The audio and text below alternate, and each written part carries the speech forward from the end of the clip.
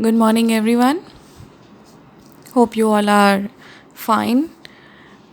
On Saturday, one of you asked me, "Give us on which side we will be drawing the diagram," and so many questions were there. So let me clarify you one more time, कि बेटा you have to make an interleaf copy for science subject. Okay. Second thing, please don't use any sort of dot pens. Dot pens are strictly not allowed. You will be only using the gel pen.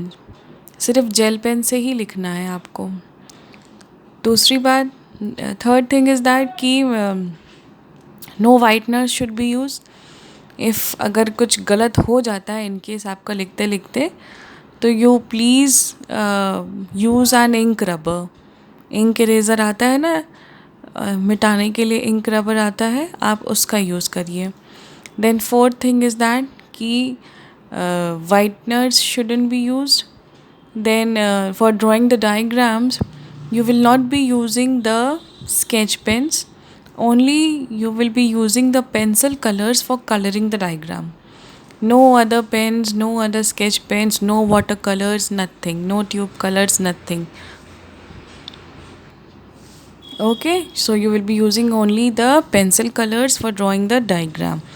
If you want to do an outline, तो outline के लिए आप black अपने gel pen का use कर सकते हो, और सिर्फ आउटलाइन के लिए आप ब्लैक स्केच यूज़ कर सकते हो, उसके अलावा कुछ और नहीं. ओके, तो I think I am clear to you for with all these things.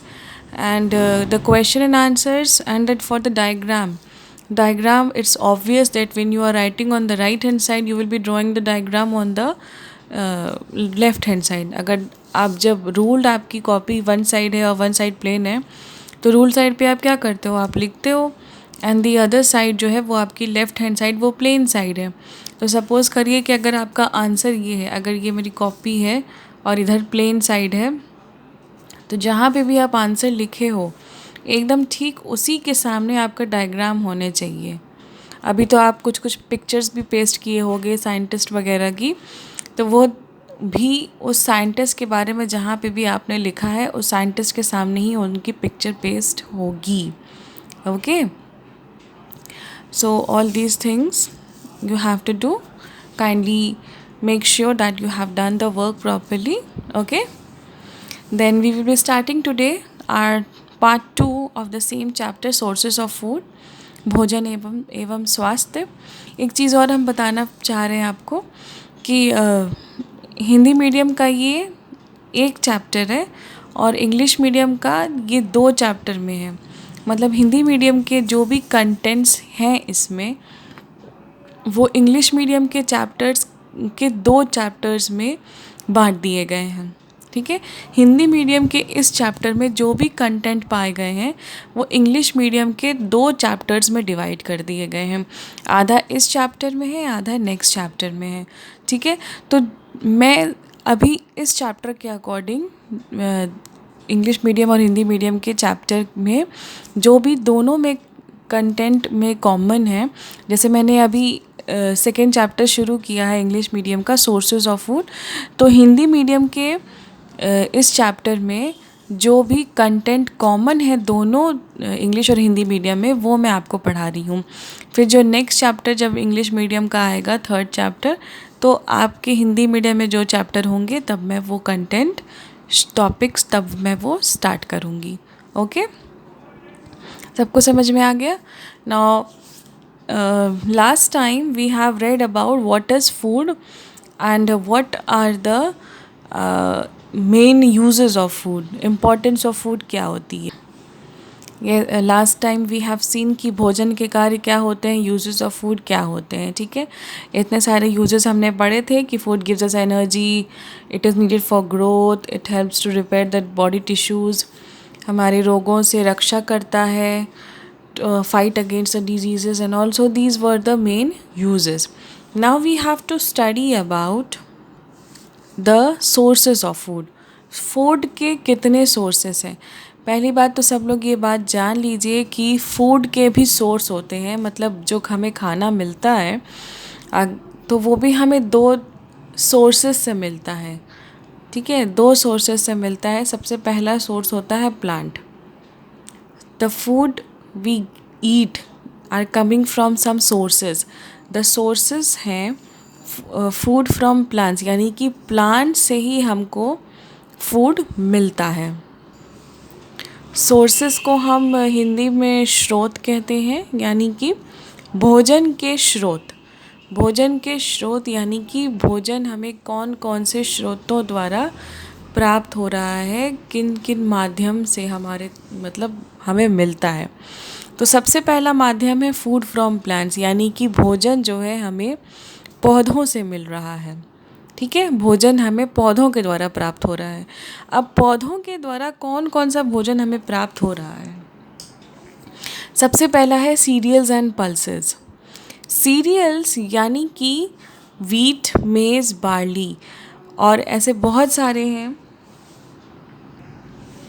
और यही सिर्फ 3 नहीं है, और भी हैं. जैसे ओट्स आपने सुना होगा, ओट्स होते हैं, राइस होते हैं, वीट है, मेज़ है, बार्ली है. ये सारे के सारे सीरियल्स होते हैं. ठीक है, सीरियल्स. फिर आता है पल्सेस, यानी कि जो दाल होती हैं, जितनी भी दाल हम लोग खाते हैं, जितनी भी वैरायटी की, वो सारी दाल पल्सेस में आती हैं. किडनी बीन्स यानी कि राजमा होता है, जो राजमा आप लोग खाते होंगे अपने घर में. फिर है ग्रीन ग्राम.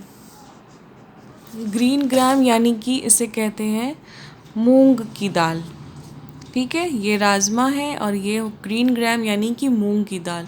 और ऐसी कई तरह की दालें हैं जो हमें जो पल्सेस के अंडर में आती हैं. ठीक है, तो सीरियल्स एंड पल्सेस ये हमें पौधों के द्वारा प्राप्त होता है. उसके बाद बात करेंगे फ्रूट्स एंड वेजिटेबल्स की.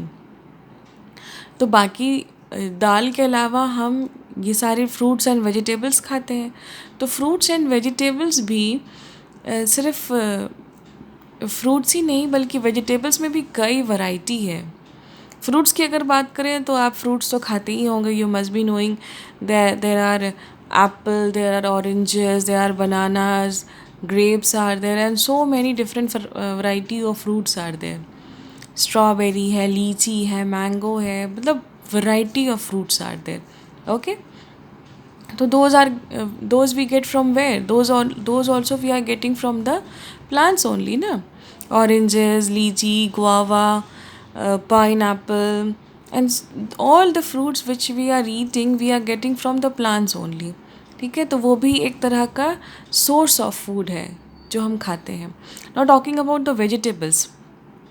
वेजिटेबल्स की बात करें तो इतनी तरह से हमें वेजिटेबल्स मिलती हैं. वेजिटेबल्स हमको रूट से मिलती हैं. रूट से कौन सी वेजिटेबल्स मिलती हैं?